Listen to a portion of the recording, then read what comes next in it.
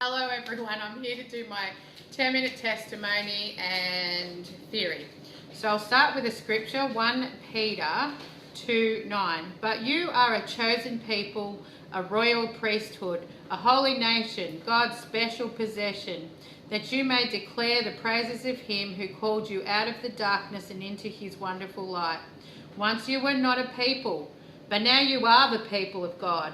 Once you had not received mercy, but now you have received mercy. Just a bit of an introduction. Hi everyone, I'm Jo, and this is my 10-minute testimony. I was born in 72 amongst the hippie revolution.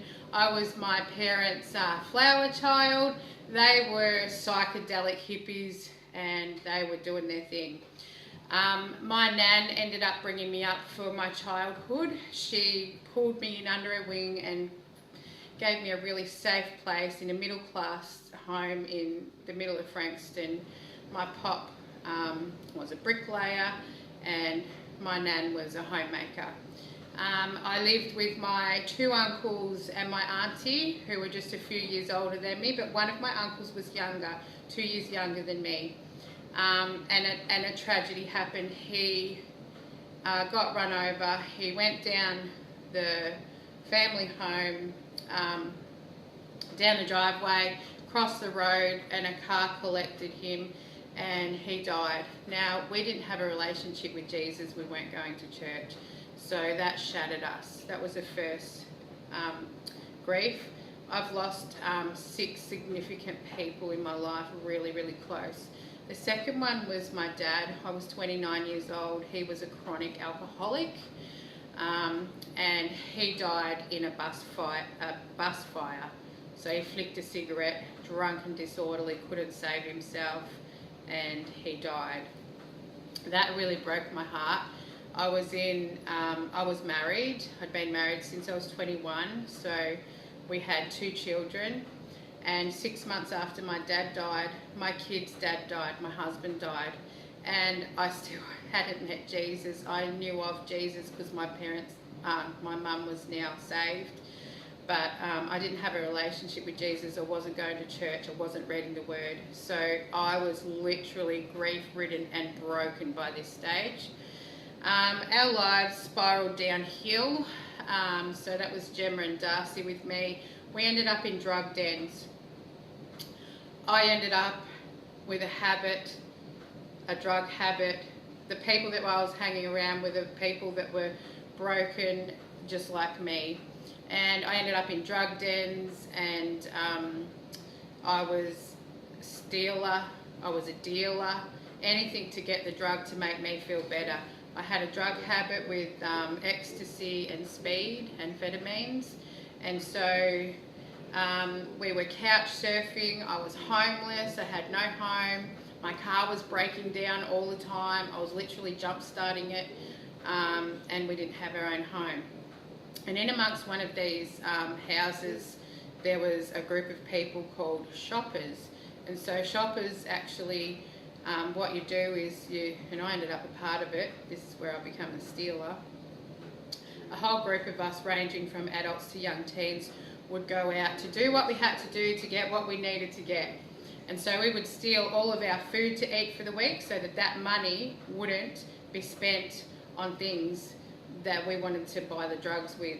So we would steal our food to eat, we would steal our kids' clothing to have, we would steal their birthday presents and Christmas presents.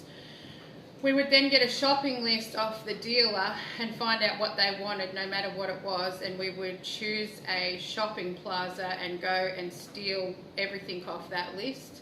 And for our troubles, we would get a third of the price. So if it was something worth $100, we would only get $35 for that. For our troubles, I just got involved in all of that crazy stuff. The devil had a hold of me. I was racking up demons. It was crazy. And at this point, I was left. So then, at this point, I was left lost, broken, addicted, angry, bitter, twisted, I had demons. I'd racked up so many demons at this point. And then I ended up with some physical problems, some autoimmune diseases. And that was a very painful thing to go through. I was 145 kilos, and all the doctors could do was give me another addiction, which was painkillers.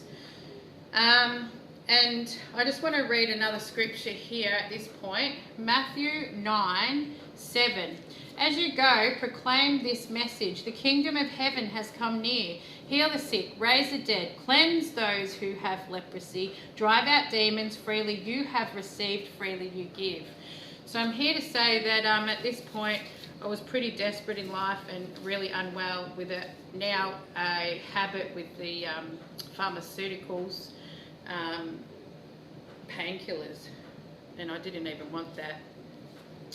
And Jesus started to call me out of the darkness, and at this point I was done in life and at the end of myself. And I met Andrew at this point down the river, and we dated briefly, but we needed to be healed, so we parted at that point.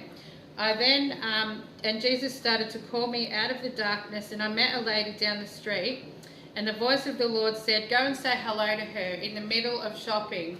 And I know it was the voice of the Lord because she was full of God, and I needed everything that she had in her. And she needed a friend, a church friend, and to get back into church. So we started at this point going on park dates. She had a child the same age as my two. We'd go on park dates, and she would talk under her breath in tongues when I would pour out all this crazy stuff that was going on in our life, which was pretty broken. When I went over to her and said, hello, I know you, she beamed with a big smile and said, what's your name? And from that time on, we went park dates. We then went to church. Myself and the boys, we all got saved and born again, water baptized. Signs and wonders followed us from this time on. 6 months into going to church, I had this crazy, amazing encounter.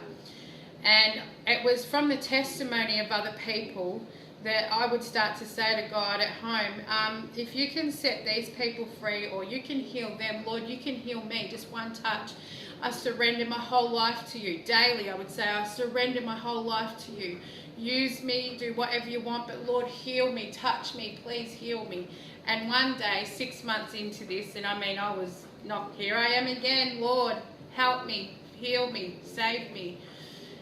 And then, boom, it's as if this encounter did happen, and it went for 7 to 10 days. And I'll say 7 to 10 days because I don't know exactly, because I literally didn't feel quite on the earth.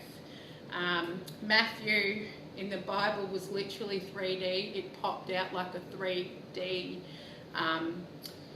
book, you know, the pop-out books. I would speak in tongues for 7 to 10 days, day and night. I would pray for people. I would answer with yes and amen. You can ask Darcy to this day. He remembers that I was a yes and amen mum. The encounter that went for 7 to 10 days, God did a massive work in me. I was dripping in the glory of God day and night for 7 to 10 days. I couldn't really think of things on earth properly, but miraculously I did remember to pick up the kids from school, and yes, I ate a lot of Maccas and takeaway that week. And at the end of the 7 to 10 days, the encounter, it was just like, it was gone. And I was back on earth, and I was like, oh my gosh, look at all the dishes, and you haven't done your homework, get ready. And I was like, oh no, the encounter, it's gone, I want it back, Lord. But little did I know, he'd done a massive work in me, a massive work. I was healed of everything at this point, healed of all sickness. I had no more grief, no more pain, no more addictions, no more sickness. And I had an absolute healing in all areas of my life. It's been 8 years now, and I'm still free from all of this. I want to talk about very quickly, we witnessed a dead raising in the last 8 years. It was probably about 5 years ago. No, it would have been 6 years ago. My brother overdosed, and on my lounge room floor, he lay grey and not breathing properly I rang the ambulance, and my mum was here, my kids were here, we've all witnessed this. And the ambulances came, and he'd had an overdose of drugs from down the street from a dealer, and he'd had a fight with mum, so it was terrible.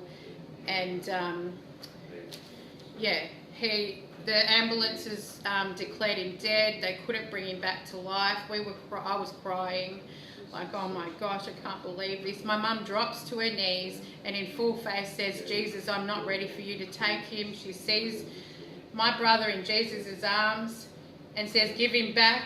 And Jesus said, stop complaining about him, and here you go. And my brother popped up in front of us and all the ambulance drivers, and he was brought back to life by the faith of my mum. She said, you will live and not die. And he rose up and lived. I have many other testimonies of all sorts of crazy things, but that's 10 minutes now. Thank you.